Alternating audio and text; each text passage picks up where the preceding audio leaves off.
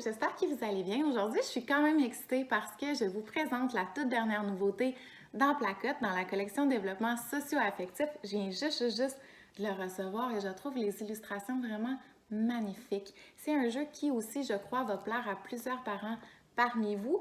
Personnellement, en tout cas, j'aurais envie de l'acheter à tous mes amis. C'est le jeu Zenda, le maître du stress, qui s'adresse aux enfants âgés entre 7 et 14 ans, de façon plus spécifique entre 8 et 13 ans, qui se joue de 2 à 6 joueurs, puis qui va aider les enfants à mieux comprendre et à mieux gérer le stress. Donc, qui va apprendre aux enfants que le stress, c'est une réaction physiologique qui est saine, qui est normale, qui est adaptée, puis qui va varier d'une personne à l'autre en fonction des contextes.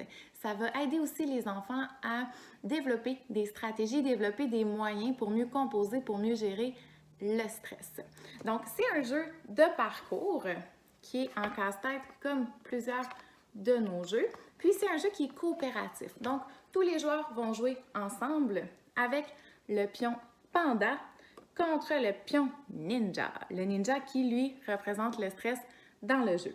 Sur le parcours, vous avez des cases qui sont numérotées et qui sont en couleur, soit jaune, soit verte, qui vont déterminer la carte que le joueur va piger. Donc, supposons que moi, j'arrive sur une case verte, je pige une carte verte, c'est le joueur à ma gauche qui me pose la question. Dans les questions, on a mis des questions ouvertes, des questions fermées, des questions à choix de réponse, des mises en situation, au sujet du stress, évidemment, puis on les a graduées en 2 niveaux. Donc, le niveau 1, c'est pour les enfants âgés entre 7 et 9 ans, alors que le niveau 2, c'est pour ceux âgés entre 10 et 14 ans, évidemment des stades développementaux de l'enfant, de où il se trouve par rapport notamment à l'introspection. Je pose la question. Nicolas vient de changer d'école et cela le stresse. Dans sa classe, il essaie d'écouter son enseignante, mais il est incapable de retenir ce qu'elle dit. Pourquoi tu penses? A. Il est trop concentré à regarder un écureuil d'or. B. Il ne fait pas assez d'efforts. Ou C. Il se concentre uniquement sur ce qui le stresse.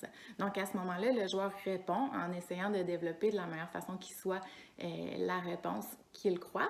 Puis, on a mis ici une proposition de réponse. Donc, C. Quand Nicolas est stressé, son cerveau se concentre uniquement sur ce qui le stresse et non sur ce que dit l'enseignante. Une fois qu'on a répondu à la question, on pige une carte déplacement ici qui nous dit « Le ninja sautille jusqu'à la prochaine case ». Ça va pas bien pour nous. Si j'étais tombée sur la case jaune à ce moment-là, j'aurais pigé une carte défi zen qui va donner un défi à relever. Fredonne une chanson et les autres joueurs doivent deviner de quelle chanson il s'agit.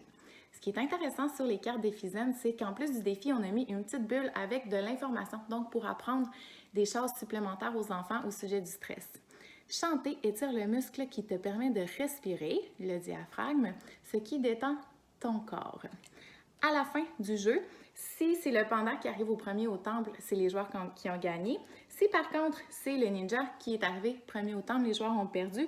Puis à ce moment-là, tous les joueurs doivent sélectionner parmi les défis qu'ils ont relevés, les défis zen, le défi qu'ils ont préféré pour le relever de nouveau. Donc ça, c'est quand même une alternative qui est le fun parce que ça permet aux enfants de mieux ancrer, premièrement de choisir la stratégie qui a été la plus facile, la plus agréable pour eux, puis de l'ancrer et de se l'approprier davantage. Donc évidemment, après de l'actualiser dans des contextes de la vie quotidienne. Dans le guide d'accompagnement, comme d'habitude, on donne davantage d'informations aux parents qui désirent aller plus loin pour accompagner son enfant dans la gestion du stress au quotidien. Donc voilà, ça fait le tour de ce jeu-là. Si vous êtes comme moi puis que vous trouvez que c'est un jeu qui devrait aider plusieurs parents que vous connaissez, que vous avez des amis à qui vous pensez que ça pourrait faire le bonheur, surtout en cette période-ci où on va se dire que c'est quand même très stressant pour la plupart d'entre nous, vous pouvez les identifier en commentaire. Puis, je vous conseille d'être là lundi. Je vous présente une autre nouveauté excitante dans Placote, puis on vous parle un petit peu plus de la prévente. Bonne fin de journée!